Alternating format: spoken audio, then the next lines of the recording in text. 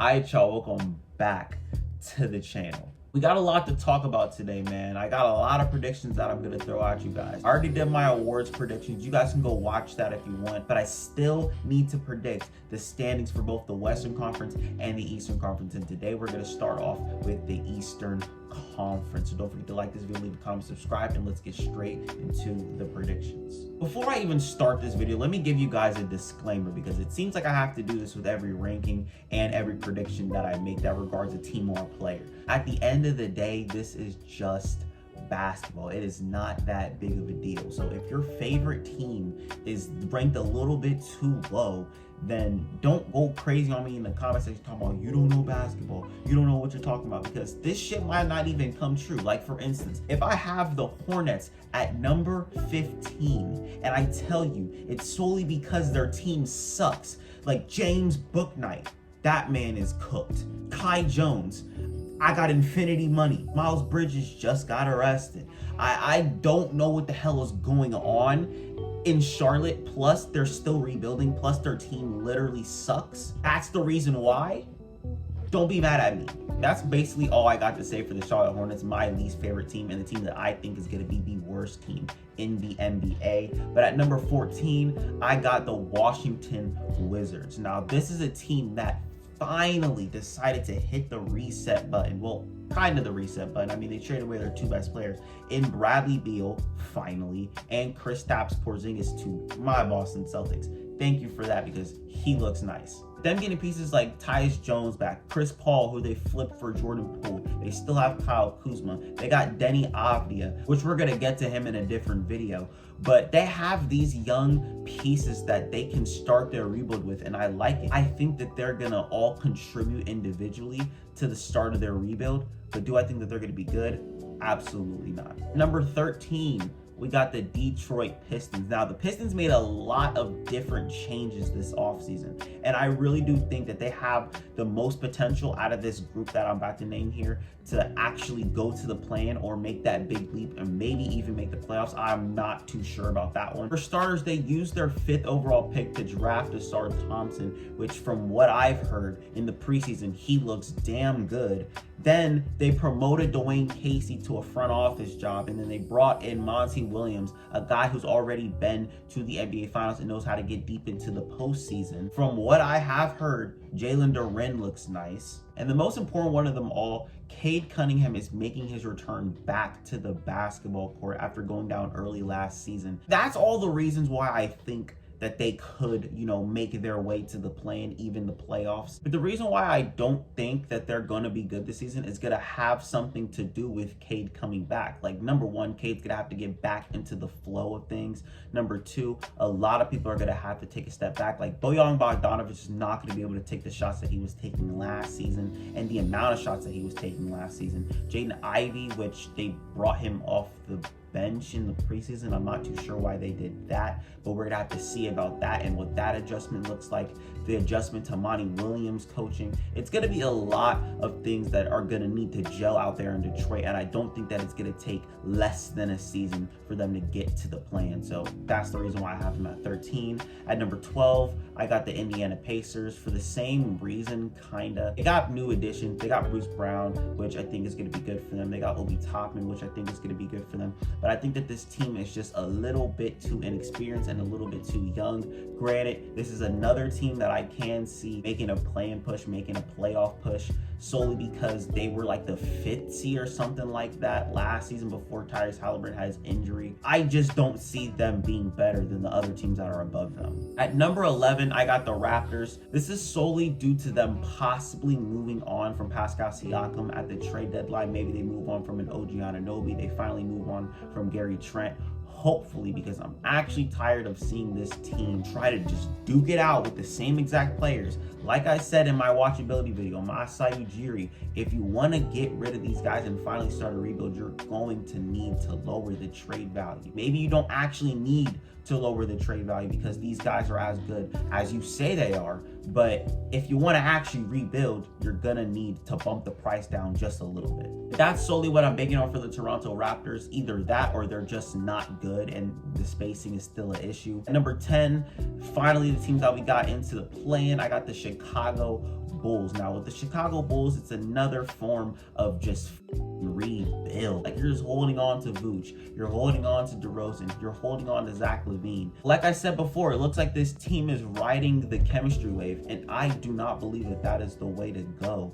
Like, they should just break up. I don't know why we're holding on to this, bro. It's like that one picture with the damn Gucci bag and it's all broken and shit. You're holding on to something that was special, but it's not special anymore. Every team has gotten better. You lost Lonzo Ball, your connector. Just blow this shit up. Just do it. At number 9, I don't think a lot of people are gonna actually agree with what I'm about to say, but I do see this happening in the future. I got the Atlanta Hawks at number 9. I do not have them making the playoffs, and it's not because of Trae Young. He's one of my favorite players in the league. It's not because of DeJounte Murray. It's not because of any of the players. It's not even because of the coach Quinn Snyder.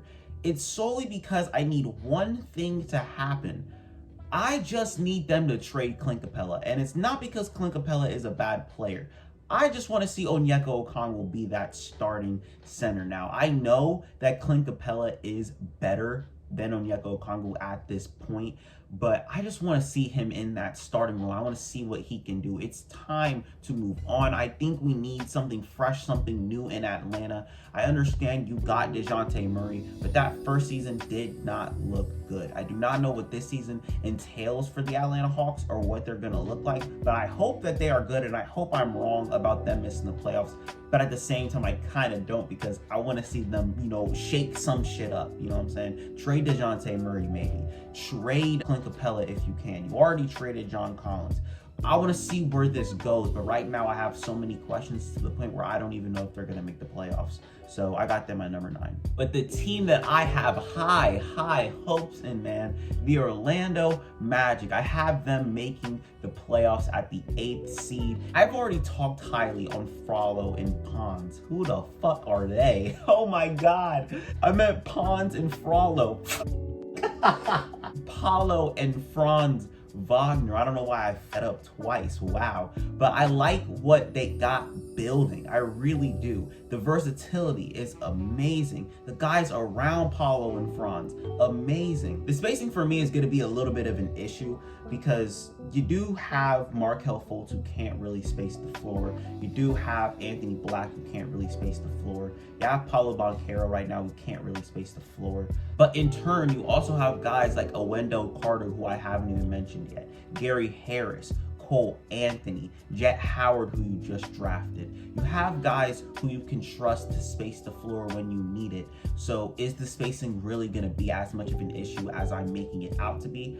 I don't even know about that. And there's one guy that I don't really see a lot of people talking about when it comes to this team is Joe Ingles. I did allude to it a little bit in my free agency video, but I do think that Joe Ingles is going to be a really good, key factor in this team making the playoffs. Number 1 is veteran presence. 2 is playmaking is underrated. And 3, he kind of has a chip on his shoulder for the way that fans have been looking at him after his ACL injury. They've been writing him off, saying that he's trash, he's bad, he played for Milwaukee, and he didn't really look that good. So this is a time where he can, take that last step in his career before he retires and actually help this team, make the playoffs with the amount of experience that he does have. I'm very high on this team. I'm very high on Anthony Black. I'm really excited to see what the Orlando Magic are going to do, and I think they're going to make the playoffs. And at number 7, I have the New York Knicks. And the reason why I have the Knicks this low is because I think that 6 other teams got better than them. I think it's that simple. You guys see what's behind me. I'm not a New York Knicks fan, but I'm a huge Jalen Brunson fan. He's my favorite player in the league, if you guys didn't know that. I know this team is a little bit low, but the thing is, I don't see this team being any better than what they were last season.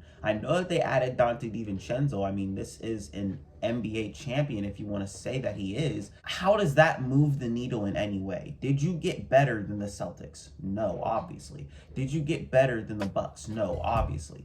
Did you even get better than the Miami Heat? I don't think so. Did you get better than the Sixers? Possibly, but now we're having debates, you know what I'm saying? I don't think that this team is going to be what they were last season because of the teams that are above them. I need to speak about the Brooklyn Nets. I have them at number 6. Now, this one right here, a lot of people are not gonna agree with, but I am extremely high on this team, and it's solely because of their defense. Number 1, Nicholas Claxton. I already talked about him in my awards predictions. He is one of the most underrated defenders, and he is one of the best defenders in the whole entire league. Not to mention, we're getting Ben Simmons back. We all saw the clips in the preseason. Not to mention, you have Mikal Bridges. Mix that in with Cam Johnson. Mix that in with Dorian Finney-Smith, who's a really good defender as well. You have guys that can play defense. You have guys that know their role, and you have a great coach in Jacque Vaughn who loves the switch defense. And having this team right here switch, I think they're going to be a really good defense. I think they're probably going to be top 5, and I think that that's what's going to propel them to the 6th seed. And at number 5, I have the Cleveland Cavaliers. Now, I was thinking about putting the Cleveland Cavaliers 6 and putting the Nets 5, but I, came into my senses.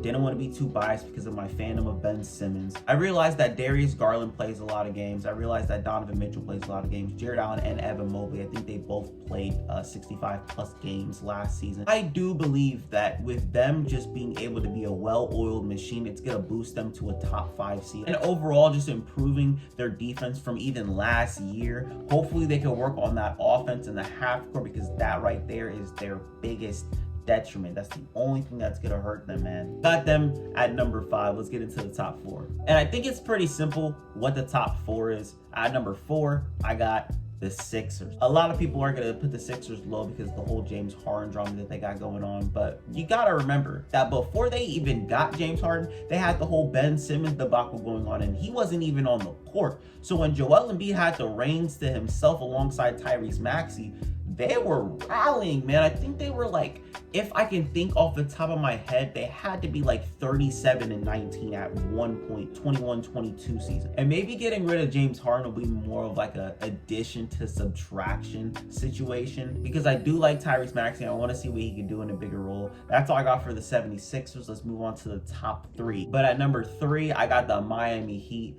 A lot of people are counting out the Miami Heat this season. They really are, but somehow, some way, they always find themselves at the top of the conference, going on a deep postseason run, and that's all Erik Spoelstra's doing, alongside Jimmy Butler, Bam Adebayo. He still got Tyler Hero, who I think is extremely underrated. And I want to take a time to talk about Tyler Hero for a second, because I think a lot of people are forgetting how good of a basketball player he is. Just because the man is getting injured in the playoffs and hasn't shown that he can, perform at a high level deep into the playoffs since the bubble. I'm seeing graphics of him with Emmanuel Quickley, a Terrence Mann, and RJ Barrett, all these young guys that he's literally better than. I don't know why he's lumped in this conversation with these, lower tier guys, when Tyler Hero is a better basketball player than a lot of people are letting on. I'm trying to let people know this. Him out of the pick and roll,